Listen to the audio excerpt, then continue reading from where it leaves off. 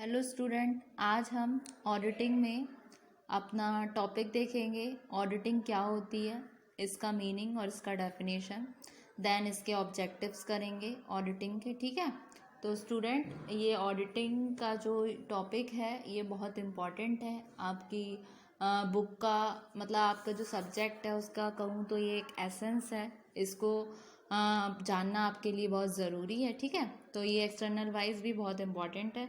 तो एकदम से सीधा क्वेश्चन भी नहीं पूछते हैं एग्ज़ाम में आपके, क्योंकि आप फाइनल ईयर स्टूडेंट हैं। या आपको किसी स्टेटमेंट के थ्रू पूछ लेंगे इस क्वेश्चन के बारे में, ऑडिटिंग के बारे में, जैसे कि दे देंगे what do you mean by a critical examination of financial accounts, discuss this statement. मतलब इस तरीके से आपको क्वेश्चन मिलेगा। तो सीधा सीधा कोई भी क्वेश्चन नहीं आएगा।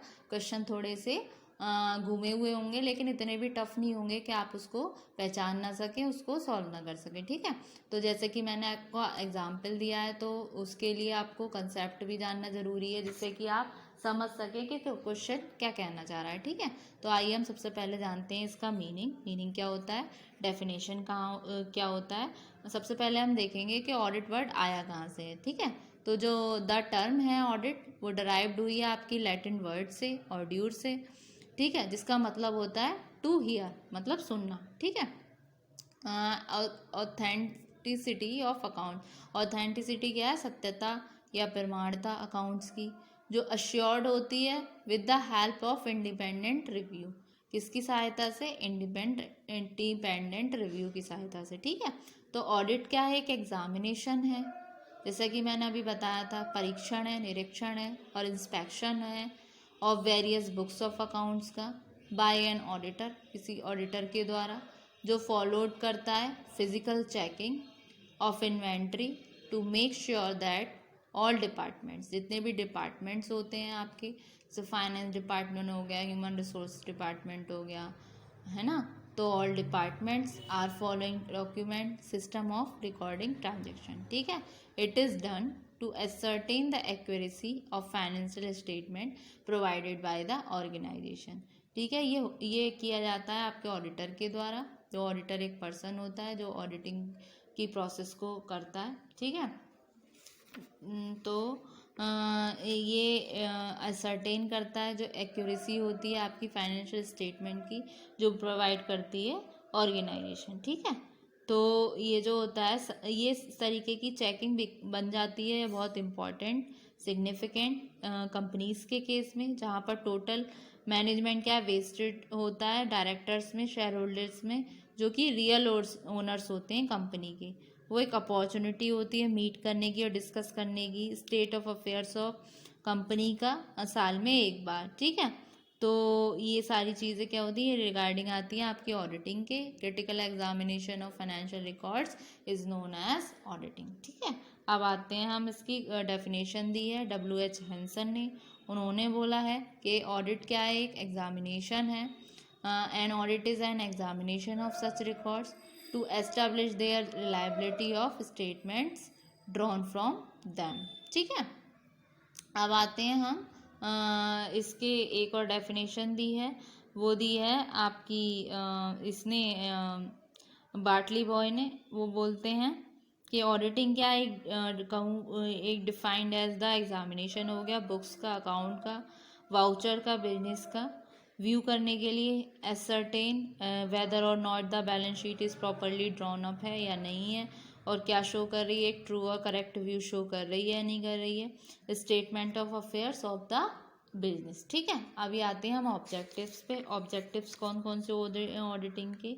ठीक है, तो मेन द ऑब्जेक्टिव ऑडिटिंग में be divided into following, two parts में मैंने डिवाइड किए हैं।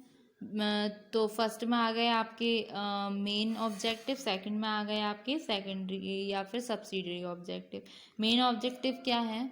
जो मेन ऑब्जेक्टिव होता है कंपनी ऑडिट का, वो प्रेजेंट करता है आपका और ऑडिट रिपोर्ट को टू द अपॉइंटिंग अथॉरिटी को, जिसमें कि वो वेरीफाई करता है कि अकाउंट्स जो हैं ऑडिटेड कंपनी का, वो दे रहा है एक ट्रू और फेयर व्यू।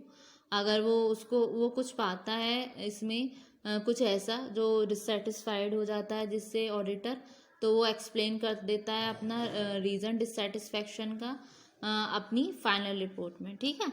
फिर आते हैं आपके सब्सिडरी ऑब्जेक्ट, जो सब्सिडरी ऑब्जेक्टिव होते हैं ऑडिटिंग के, वो एज फॉलोज हैं। फर्स्ट में आता है detection of errors. Detection of errors के क्या है, एरर क्या हुआ, एरर का मतलब हुआ आपका अकाउंटिंग मिस्टेक जो जनरली अराइज होती है due to innocence and carelessness of clerical staff और अकाउंटिंग ऑफिसर के द्वारा, ठीक है।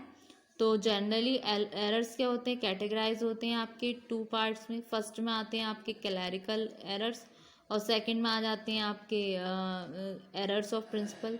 क्लैरिकल और टेक्निकल एरर्स वो होते हैं, वो होते हैं आपके ड्यू टू ओमिशन के द्वारा, कमीशन के द्वारा, और कंपनसेंट्री अकाउंटिंग एंट्रीज हो गई। और दूसरी तरफ एरर ऑफ प्रिंसिपल्स क्या हो गया, result of unawareness of clerical staff, ठीक है। क्लैरिकल स्टाफ की अनअवेयरनेस हो गई किसके, फंडामेंटल अकाउंटिंग प्रिंसिपल्स के रिगार्डिंग। फिर आता है आपका detection of errors and frauds. फिर क्या आता है इसमें, फ्रॉड में क्या क्या चीज़ें इन्वॉल्व होती हैं आपकी, मेल इंटेंशन गेन करने के लिए something with the help of manipulating records. तो ऑडिटर को क्या है देखना चाहिए, इस तरीके के जो फ्रॉड हैं उसको ध्यान में लाना चाहिए, ट्रेस आउट करना चाहिए फ्रॉड को अकाउंटिंग बुक्स में। तो जनरली फ्रॉड जो होते हैं वो डिज़ाइन किसके द्वारा होते हैं, जो मास्टरमाइंड होते हैं, जो एक्सपर्ट पर्सन होते हैं। तो जो फ्रॉड फाइंड आउट होते हैं वो किसके द्वारा ऑडिटर कर सकता है, अपनी क्लेवरनेस से, अपने डिवोशन से।